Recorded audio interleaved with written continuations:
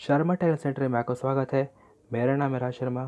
Subscribe करें, notification के लिए बेल आइकन दबाइए। दोस्तों, शिक्षक एंड विद्यार्थियों के लिए बनाया गया है जो 12 क्लास से पढ़ते हैं और जिनका विषय है पॉलिटिकल साइंस। आज इस वीडियो में चैप्टर 16 के हम कुछ क्वेश्चन करने वाले हैं। यह क्वेश्चन आपके एग्जाम के लिए बेहद जरूरी है। तो चलिए ज़्यादा समय लेते हुए शुरू करते हैं। पहला सवाल इसमें आपसे कहा जाता है हमारा यहाँ पर ग्राम पंचायत के दो प्रमुख कार्य क्या होते हैं। तो देखा यहाँ पे हमारा कहते हैं गाँव में क्या होती है, हमारे कुछ पंचायत होती है जिन्हें कहा जाता है ग्राम पंचायत। ग्राम पंचायत के हमारे देखा जाए बहुत सारे कार्य बनते हैं। जैसे देखा जाए पे हमारा ग्राम पंचायत के दो प्रमुख कार्य है। ग्राम पंचायत को कई प्रकार के कार्य करने पड़ते हैं जिनमें दो प्रमुख कार्य निम्नलिखित है। गांव में स्थानीय आवश्यकताओं जैसे पीने का पानी, साफ सफाई और रोशनी की व्यवस्था करना, ये हमारा बनता है ग्राम पंचायत का प्रमुख कार्य बनता है। इसके अलावा देखा जाए यहाँ पर गांव की विकास संबंधी योजनाएं बनाना, उन्हें लागू करना, ये भी हमारा देखा जाए ग्राम पंचायत का प्रमुख कार्य बनता है। इसके अलावा देखा जाए ग्राम पंचायत के और भी बहुत से कार्य बनते हैं, लेकिन फिलहाल यहाँ पे आपको बताया गया है सिर्फ दो। तो आपको ज़रूरी है सवाल में यह जानना कि वो सवाल है क्या और कितने नंबर का है। अगर यही सवाल आपसे 5 नंबर पूछा जाता तो आपको करने हैं कितने, 5 पॉइंट। तो चलिए आगे बढ़ते हैं। प्रश्न 2 आपसे कहा जाता है पंचायत समिति के आय के किन्हीं दो साधनों की चर्चा करें। तो देखा जहाँ पर गांव में हमारी होती है पंचायत समिति होती है। पंचायत समिति को गांव के विकास के लिए, गांव के लिए कई तरह के कार्य करने होते हैं और इन कार्यों को करने के लिए क्या चाहिए, पैसा चाहिए, आय चाहिए। कहाँ से मिलेगी वो आय, तो कहाँ से आता है वो पैसा। देखा जाए यहाँ पर हमारा पंचायत समिति की आय के दो साधन इस प्रकार है। वैसे देखा जाए और भी कई साधन है, लेकिन यहाँ देखा जाए मेनली यहाँ पर क्या है, दो के बारे में बताया गया है। पहला बनता है हमारा कर। पंचायत समिति अपने क्षेत्र में कई प्रकार के स्थानीय कर लगा सकती है, इनसे आय होती है। मेलों, मंडियों आदि पर कर होता है।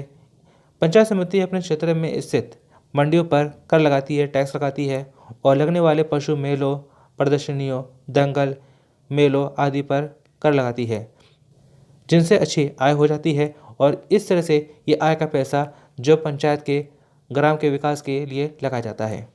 चलिए आगे बढ़ते हैं। प्रश्न 3 में ऐसा कहा जाता है ग्राम पंचायत की क्या भूमिका होती है। यहाँ पे ग्राम पंचायत है, तो जैसे मैंने आपको पहले बताया कि ग्राम पंचायत है, ग्राम पंचायत की भूमिका क्या है, उसके कार्य क्या बनते हैं, क्या जरूरत है हमें ग्राम पंचायत की। सवाल कैसे भी बन सकता है आपका, तो जरूरी है आप सवाल को अच्छे से समझिए। ग्राम पंचायत की भूमिका। ग्राम पंचायत भारतीय लोकतंत्र की सफलता पर आधारित है। ग्राम पंचायत अपने गांव या क्षेत्र की सुरक्षा, जल आपूर्ति, गलियों की सफाई, सड़क निर्माण, दैनिक जीवन से संबंधित प्रशासन की व्यवस्था करती है। ग्राम पंचायत ग्राम सुधार, ग्रामीण विकास संबंधी योजनाएं बनाती है और उन्हें उसे लागू करती है तथा कृषि विकास, ग्रामोद्योग और कुटीर उद्योग को बढ़ावा देती है।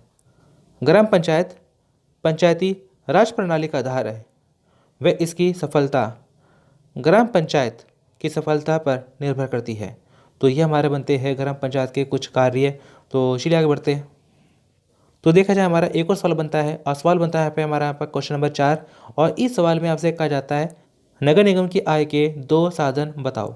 तो देखा जाए जैसे कहते गाँव में क्या होती है, हमारे यहाँ पर पंचायत होती है जो गाँव के विकास के लिए होती है।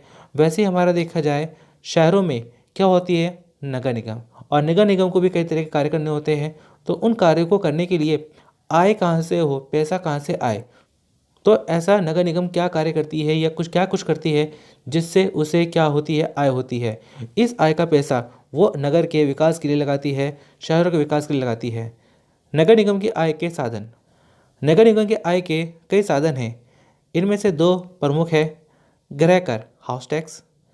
नगर निगम अपने क्षेत्र में गृह कर लगाती है, हाउस टैक्स लेती है, जिससे उसको कुछ आमदनी होती है और उस आमदनी का पैसा जो है नगर के विकास के कार्यों में लगता है। मनोरंजन कर। नगर निगम अपने क्षेत्र में स्थित सिनेमाघरों, थिएटरों से मनोरंजन कर इकट्ठा करती है।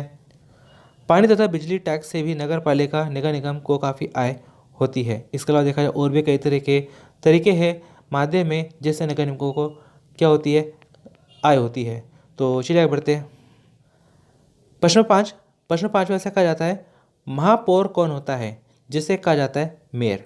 तो महापौर कौन होता है, उसका चुनाव कैसे किया जाता है। सिंपल है, नगर निगम यानी म्यूनसिपल कॉरपोरेशन का अध्यक्ष महापौर कहलाता है। तो यहाँ देखा जाए जो हमारे यहाँ पर म्यूनसिपल कॉरपोरेशन होता है, हमारे यहाँ पर देखा जाए MCD, NDMC या जो भी हमारा देखा जाए इस तरह से हमारे बनते हैं नगर निगम, तो उनका अध्यक्ष जो होता है वो कहलाता है महापौर, मेयर कहलाता है, और उसका चुनाव नगर निगम के सदस्य द्वारा किया जाता है। महापौर नगर निगम की बैठकों की अध्यक्षता करता है। अव्यवस्था होने की स्थिति में वह सदन की बैठक को स्थगित कर सकता है, कैंसिल कर सकता है। महापौर नगर निगम का प्रथम नागरिक कहलाता है और उसका पद बड़े गर्व का होता है। तो देखा जाए पे नगर का पहला जो नागरिक है, किसी भी नगर का पहला जो नागरिक है वो कहलाता है कौन? महापौर। तथा उसका पद जो होता है वो काफ़ी गौरवशाली होता है और उसके पद का अपना ही एक महत्व होता है। वह सभी समारोह में नगर का प्रतिनिधित्व करता है। दिल्ली नगर निगम के महापौर का पद बहुत ही गरिमापूर्ण होता है। तो चलिए आगे बढ़ते हैं। अब बात करते हैं प्रश्न 6 की। प्रश्न 6 हमसे कहा जाता है, नगर निगम के किन्हीं 2 आवश्यक तथा 2 ऐच्छिक कार्यों का उल्लेख करें। मतलब क्या है कि नगर निगम कार्य करती है। कुछ कार्य ऐसे होते हैं जो आवश्यक होते हैं, अनिवार्य होते हैं, और कुछ कार्य ऐसे होते हैं जो ऐच्छिक होते हैं कि उन कार्यों को आगे के लिए टाला जा सकता है या उन कार्यों को अगर ना भी करें तो भी काम चल जाता है। लेकिन कुछ कार्य ऐसे होते हैं जो आवश्यक है, जो अनिवार्य है। तो सिंपल सा आपको बताना है कि नगर निगम के अनिवार्य कार्य कौन से हैं और ऐच्छिक कार्य कौन से हैं। नगर निगम के 2 आवश्यक तथा 2 ऐच्छिक कार्य बनते हैं। नगर निगम के अति आवश्यक कार्यों को अनिवार्य कार्य कहा जाता है, जो जरूरी है, जो कंपलसरी है, जो कार्य होने ही होने हैं, जो उन्हें करने ही पड़ते हैं। जैसे कि जल आपूर्ति जरूरी है, सड़कों व गलियों का निर्माण करना जरूरी है, सड़कों व बाजारों तथा गलियों की रोशनी व्यवस्था करना, गलियों में रोशनी व्यवस्था करना ये भी जरूरी है, सड़कों पर यातायात की व्यवस्था करना, चिकित्सा सेवा देना, जन्म और मृत्यु का पंजीकरण, भूमि का रिकॉर्ड रखना, मकान निर्माण व नक्शे पास करना, शिक्षा व सफाई की व्यवस्था करना, ये हमारे बनते हैं कुछ जरूरी कार्य जो अनिवार्य है, कंपलसरी है, आवश्यक है। इसके अलावा देखा जाए हमारे बनते हैं कुछ ऐच्छिक कार्य बनते हैं। ऐच्छिक कार्य वह है जो नगर निगम की आर्थिक स्थिति पर निर्भर करते हैं, जैसे कि पार्क, पुस्तकालय, वाचनालय, अखाड़ा, स्टेडियम, मेलों व प्रदर्शनियों का आयोजन, स्थानीय बस सेवा आदि की व्यवस्था। ये कुछ बनते हैं हमारे ऐच्छिक कार्य जिन्हें आगे के लिए भी टाला जा सकता है। तो चलिए आगे बढ़ते हैं। अब बात करते हैं प्रश्न 7 की। प्रश्न 7 में ऐसा कहा जाता है, ग्राम सभा से क्या तात्पर्य है कि ग्राम सभा क्या होती है। ग्राम सभा, प्रत्येक गांव में ग्राम सभा की व्यवस्था है। हरियाणा में प्रत्येक उस गांव में जिसकी संख्या 500 या इससे अधिक है ग्राम सभा की व्यवस्था की गई है। इससे कम जनसंख्या वाले गांवों को इस उद्देश्य के लिए किसी साथ वाले गांव के साथ मिलाकर उनकी साझी ग्राम सभा की व्यवस्था की जाती है कि जिस गांव में देखा जाए आबादी 500 या उससे कम है तो वैसे में उन्हें दूसरे गांव के साथ मर्ज कर दिया जाता है, मिला दिया जाता है। अपने क्षेत्र में रहने वाले सभी नागरिक जिनकी आयु 18 वर्ष या इससे अधिक हो ग्राम सभा के सदस्य होते हैं। तो ये हमारा बनता है ग्राम सभा। तो चलिए आगे बढ़ते हैं। दोस्तों, मैंने आपके लिए फेसबुक पर एक पेज बनाया है जिसका नाम है ST लर्निंग सेंटर, और एक फेसबुक ग्रुप बनाया है जिसका नाम है STLC। आप फेसबुक पर सर्च कर पेज को लाइक कर सकते हैं, ग्रुप से ज्वाइन हो सकते हैं। यहाँ इस ग्रुप में आपके जैसे सैकड़ों हजारों विद्यार्थी हैं जिनसे आप अपने सवाल जवाब कर सकते हैं। जैसे आपकी बुक्स नहीं मिली, आई कार्ड नहीं मिला, हॉल टिकट, प्रैक्टिकल, असाइनमेंट और एनुअल्स की पढ़ाई को लेकर कई सवाल जवाब।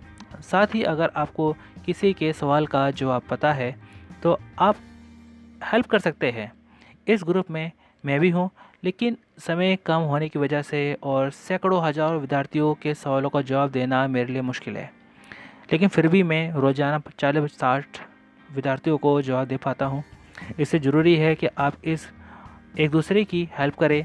तो चलिए दोस्तों, मिलते हैं नेक्स्ट वीडियो में। Thanks for watching.